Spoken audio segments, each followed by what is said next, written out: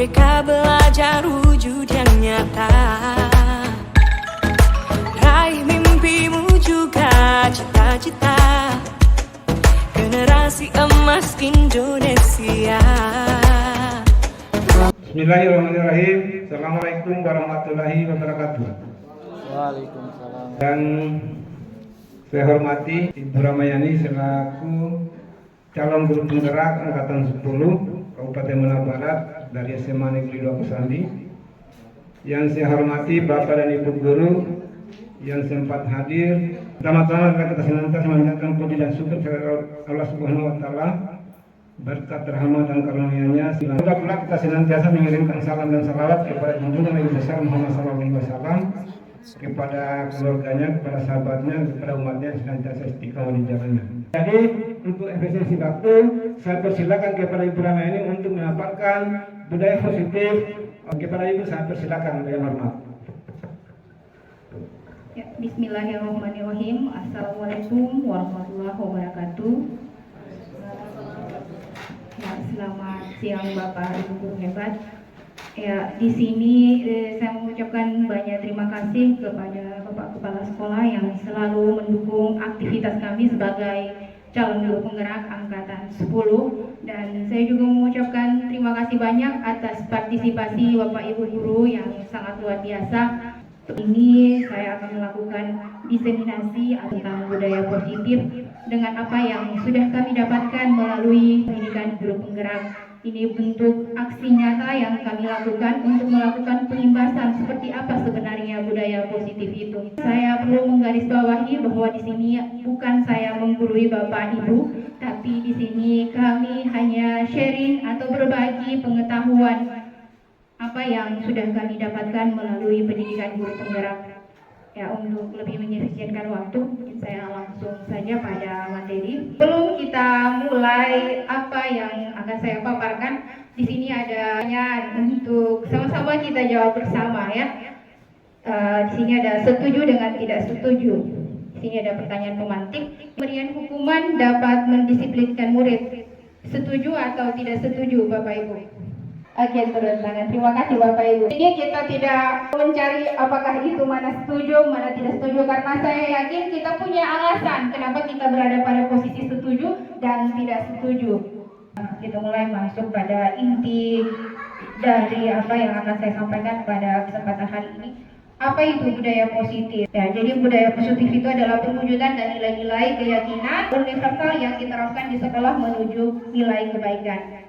Konsep-konsep inti untuk menciptakan budaya positif itu ada 6. Disiplin, kemudian ada motivasi perilaku manusia, selanjutnya ada keyakinan kelas, yang keempat itu ada kebutuhan dasar manusia, yang kelima posisi kontrol, dan yang keenam adalah segitiga restitusi. Jadi disiplin positif itu merupakan salah satu cara penerapan disiplin yang bertujuan untuk menumbuhkan kesadaran serta memberdayakan anak untuk melakukan sesuatu tanpa sogokan ancaman maupun hukuman. Menumbuhkan kesadaran. Jadi rasa sadar itu tidak boleh karena ada sogokan, ancaman maupun hukuman. Nilai-nilai positif atau disiplin positif itu berlandaskan atau merujuk pada nilai-nilai kebajikan universal, yang dimana juga berlandaskan nilai atau prinsip profil belajar Pancasila. Profil belajar Pancasila itu sendiri bisa dilihat di slide. Selanjutnya, teori motivasi perilaku manusia, bahwa yang melandasi perilaku manusia itu ada 3. Yang pertama, kita menghindari ketidaknyamanan atau hukuman. Ya, biasa anak-anak kita datang di sekolah itu tidak terlambat supaya tidak dihukum. Ya, kemudian mendapat imbalan atau penghargaan, kemudian menghargai diri sendiri dan menjadi orang yang mereka inginkan. Seperti yang disampaikan oleh Bapak Pendidikan kita, Ki Hajar Dewantara, dalam filosofinya, yaitu di depan kita memberikan teladan, ada hukuman, konsekuensi, dan restitusi. Hukuman itu tidak terencana, bersifat satu arah, bisa berupa hukuman fisik, psikis, atau kata-kata kasar. Saya beri contoh, misalnya ketika anak-anak masuk di dalam kelas, kamu keluar dari jam saya sekarang. Tidak ada kesepakatan, semata-mata itu semua dari guru. Kemudian konsekuensi, bersifat terencana, sudah disepakati bentuk-bentuk konsekuensi. Misalnya ada anak didik kita sengaja atau tidak sengaja dia mencoret-coret meja temannya, lalu dia membersihkan kembali apa yang sudah yang dia coret-coret tadi. Dan restitusi adalah proses menciptakan kondisi bagi murid untuk memperbaiki kesalahan mereka sehingga mereka bisa kembali pada kelompok mereka dengan karakter yang lebih kuat. Ya, saya lanjut. Ini ada konsekuensi atau hukumnya, yaitu tentang keyakinan. Nah, mengapa keyakinan kelas? Mengapa bukan peraturan kelas? Keyakinan kelas itu dibuat berdasarkan kesepakatan antara guru dan siswa yang bersifat universal. Kalau peraturan itu biasanya dibuat oleh guru bersifat satu arah. Prosedur pembentukan keyakinan kelas itu ada 7, bisa dilihat di slide Bapak Ibu. Ini 5 posisi kontrol guru. Ya, di sini ada 5 posisi kontrol guru: penghukum, pembuat merasa bersalah, teman, pemantau, manajer. Ini adalah posisi ideal kita sebenarnya sebagai seorang guru manajer. Suara netral, tercipta identitas positif atau berhasil, kemudian mengajukan pertanyaan bermakna, membantu siswa memecahkan masalah. Dampaknya itu murid mandiri, kemudian peserta didik memecahkan masalah sendiri. Selanjutnya, kebutuhan dasar manusia. Kebutuhan dasar manusia yang pertama, kebutuhan bertahan hidup. Kemudian penguasaan, kebutuhan pengakuan atas kemampuan. Kemudian kebebasan, kebutuhan untuk bebas, mandiri dan memiliki pilihan di dalam kelas. Kita kadang memberi tugas, kamu kerjakan halaman ini sekian, saya tunggu besok. Dikurangi intensitasnya yang seperti instruksi yang seperti itu. Jadi kita berikan kebebasan kepada anak itu menyelesaikan tugasnya dengan caranya dan keinginannya sendiri. Kebutuhan untuk mencari kesenangan, bermain dan tertawa. Selanjutnya, ya, apa itu segitiga restitusi? Ya, segitiga restitusi adalah proses dialog yang dilakukan oleh guru atau orang tua untuk menciptakan anak atau murid yang mandiri dan bertanggung jawab. 3 tahapan dari segitiga restitusi. Pertama, menstabilkan identitas, dilakukan berdasarkan prinsip membuat kesalahan adalah bagian dari proses pembelajaran yang nantinya akan menggeser identitas gagal ke identitas sukses. Kemudian, validasi tindakan yang salah dilakukan berdasarkan prinsip perilaku berusaha memenuhi sesuatu kebutuhan hingga dapat mengenali dan mengakui kebutuhan murid akan memperbaiki hubungan dengan murid. Kemudian menanyakan keyakinan kelas. Murid akan diberi pertanyaan-pertanyaan bermakna untuk memunculkan motivasi secara instruksi sehingga mampu mengaitkan keyakinan dengan tindakan yang salah. Saya putarkan sedikit video yang sudah saya lakukan kemarin dengan anak-anak.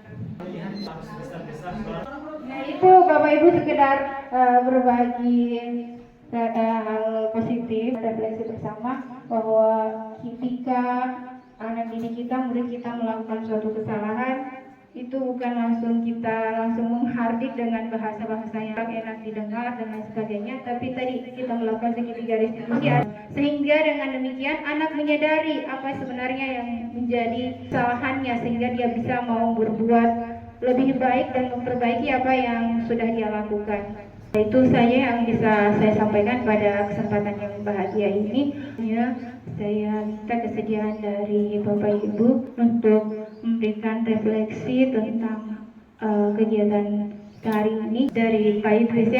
Bismillahirrahmanirrahim. Wassalamualaikum warahmatullahi wabarakatuh. Setelah saya mendengarkan penjelasan dari narasumber tadi, memang betul kita sebagai guru ini harus banyak belajar. Kita harus siap untuk menerima kemajuan-kemajuan dalam proses pengembangan murid. Hal baik apa yang kita dapatkan setelah melalui pembelajaran ini itu banyak sekali, yaitu bagaimana kita bisa berbuat disiplin positif agar kita bisa kembangkan kepada murid. Itu yang paling penting. Kemudian hal baik apa yang sudah kita dapatkan dalam pembelajaran hari ini? Hal yang kita dapat pembelajaran hari ini banyak sekali yang saya telah jelaskan oleh Ibu. Kita budayakan agar murid itu kita didik untuk bisa berkarya bertanggung jawab untuk mencapai cita-citanya. Kemudian tadi ada yang menarik adalah motivasi tadi. Memang benar, kita harus mengikuti jejak-jejak Kiai Jariwanto. Guru sebagai panutan, sebagai pemberi motivasi, sebagai pengengom. Itu benar. Dan kita harus berusaha ke situ. Poin 5 tadi ada poin kelima tadi. Kita selalu, guru itu harus berusaha untuk menjadi manajer. Itu tidak ada lain. Kemudian hal-hal yang kita harus hentikan adalah kekerasan dan bully. Itu yang harus kita hindari di sekolah kita ini. Kemudian apa yang kita harus tingkatkan? Tingkatkan itu adalah yang nomor 1 adalah kebersamaan di sekolah ini. Kekompakan. Kita mengajar dengan ikhlas agar anak kita menuju gerbang kesuksesan. Terima kasih. Terima kasih Bapak, luar biasa sekali refleksinya. Kita mulai menerapkan budaya positif di sekolah kita. Yaitu kita mulai dari diri kita sebagai seorang guru. Selanjutnya nanti insya Allah akan berimbas kepada anak-anak didik kita. Sebelum mengakhiri diseminasi budaya positif atau sosialisasi budaya positif, saya sekali lagi mengucapkan banyak-banyak terima kasih kepada Bapak Kepala Sekolah dan Bapak Ibu Guru yang luar biasa. Dan saya juga memohon maaf atas segala salah, hilaf, dan berbagai kekurangan yang ada dalam kegiatan ini. Akhir kata, wabillahi taufiq wal hidayah. Wassalamualaikum warahmatullahi wabarakatuh.